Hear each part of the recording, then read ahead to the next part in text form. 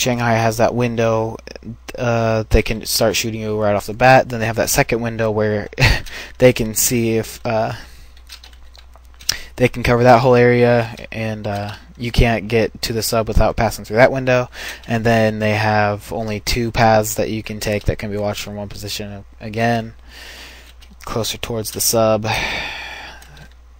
But let's see here. Yeah, since this game is, the PSG is so powerful, everyone at 100, the best, as I said at the beginning of the video, where you see somebody and you just immediately shoot them and kill them. Blue is better because blue can just camp a doorway or something. Red almost always has to grab the objective, do an objective. Blue can just watch that and shoot and kill them instantly. But this game, everyone's not up to 100% perfection, of course. So luckily, it kind of balances itself out. But that's how all shooting games go. Blue does have the advantage because they hold defensive positions, but Red's advantage is everyone can stick together and move towards towards an objective together and overpower the enemy. So if you don't have one person that can take out a few guys on the defensive side, then Red's gonna win. But yeah, Blue has more of an advantage, at least the way I see it. Doesn't mean it's harder though. I mean, I win just as much as Red as I do on Blue. It's all about how good you are, how much you play, your experience, whatnot. You're not a quote-unquote noob for playing on Blue. Not at all. Okay, 21. Somebody has to do it. 21. How do you like Counter-Strike Source? If you can, play the game there when you're recording. Okay. Yeah, I did recently get that game, but it's just okay. I haven't been playing it at all. Number one, I haven't had much time to play games, so I'm just kind of sticking to the games I'm playing right now. I'm still having fun with them. It's just okay. I mean, the best thing about it is there's so many features. I mean, it's run completely by you and me, people with their own servers.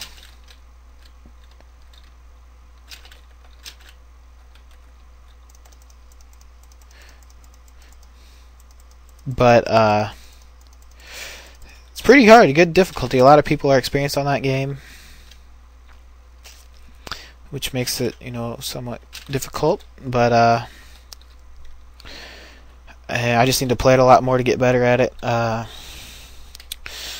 As for fun factor, it's all right. It's kind of slow actually for me. I don't like. To me, it seems this is more headshot oriented than any other game, and I just don't like. It seems like it takes a lot of bullets to shoot them, but one bullet for a headshot. So it's all about getting headshots. Well, most games are. They're almost all. But when I look at the characters, it looks like their heads are just a little bit bigger than they should be. So it seems to me like it's a little easier to get a headshot, but I don't know. It's okay. I don't really know too much about it.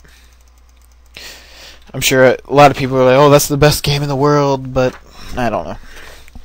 Not to me. 22. Oh, I guess I'll try and play that while I'm recording, I guess. Once this game ends, I'll try. Hopefully it doesn't kick me off. 22. Hey Fez, I was wondering, as I have checked all your AK tips and single burst fire tips, but I was wondering when should I full auto my AK, for example, like 10 meters, 20 meters, and also I want to know if I already have an AK, should I get the A94 on the same account? The AN is better. The way I think the AN is better, so if you're looking for a better gun, then yes. You can actually go full auto with the AK. I mean, at least crouching. I always crouch with it. You should always crouch when you're going full auto, but I would crouch and it seemed fairly accurate. So 10 meters, you should actually be pretty safe. But if you're at, really, the good general rule of thumb is if you're crouching I mean, if you're going full auto, if you're not shooting the opponent anymore, you need to stop going full auto and burst it. So really, that's when you need to do it. When you need to not go full auto, is when you're losing control and not hitting the enemy at all, or I mean, at least a decent amount.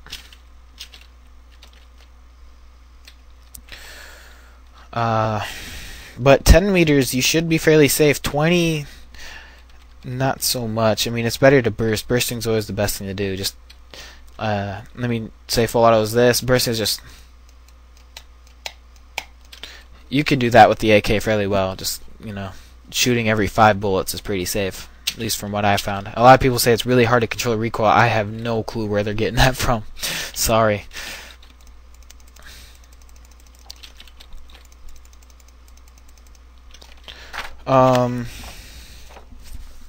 Let's see here. 23.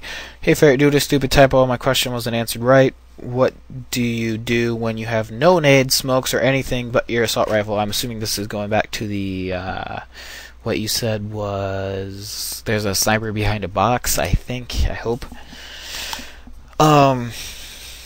Really, you're gonna have to either if you have a slow assault rifle and the opponent sucks at shooting you when you're moving fast, pull out your knife and just charge them.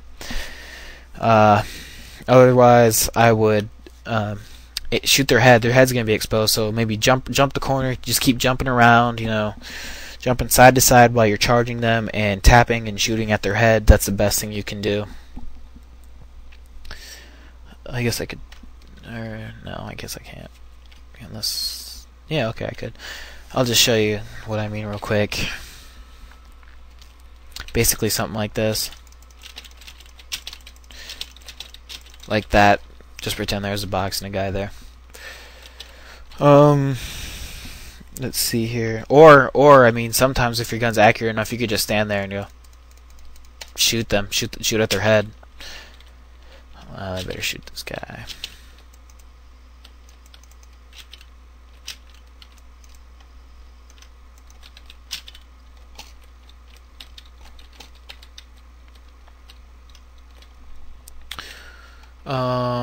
Let's see here.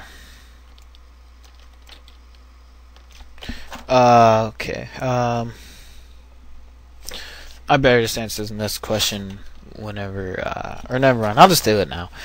Hey Ferret, in episode 3 you said if you want to be good with guns, then use a repaired Beretta until it's broken, then repair it back, and it will increase your aiming and clipping skills, right? I'm not sure it is right now, but does it increase my aiming? Does it increase my aiming for sniping? I didn't say repair. I mean, if I just said use until it breaks, just because that's a great time period to. That's a decent long time period for you to use it in. If you want to increase that again, of course, repair it and just do it again. The reason it will increase your sniping is because it forces you to aim near their head. It forces you to take those headshots. Because the gun is so weak, you know, it's not as strong as an M4 or anything like that. So that's just why it's good. Just any time you have a gun that is just crappy, if you use it, you're gonna be better with the easier guns to use, the better guns. Also, the reason I said Beretta is because you can click it as fast as you can, which also you need to do to kill it in order to kill the enemy. And clicking it fast, also you have to aim, so you get practice in clicking and aiming at the same time. That is why I say it's better. It's usually best for guns like the AN-94, where you single fire it and stuff like that. As for sniping, it might help a little bit. It'll only help you with your aiming, I guess. Outside the scope, it might help with inside the scope, though, make you a little bit faster. As for that, okay, I'll do some more questions next. Okay, back to that inventory question. Still 0 items, still 1 character, no armor. As for weapons, though, here we go. I guess I'll. There's also another next question. Hey, can you tell me from the start what did you buy? I remember first thing is M16, then what? Till now, thanks for answering. Okay, I'll just go ahead and do that now. Okay, first when I started the game, I didn't know anything about it, so I just So okay, AK or M16. I figured everybody would have an AK, so I grabbed an M16. Bought the M16. Bought a secondary weapon, of course. So I bought my Beretta. Then I bought a PSG, and then I bought a second Beretta, I think.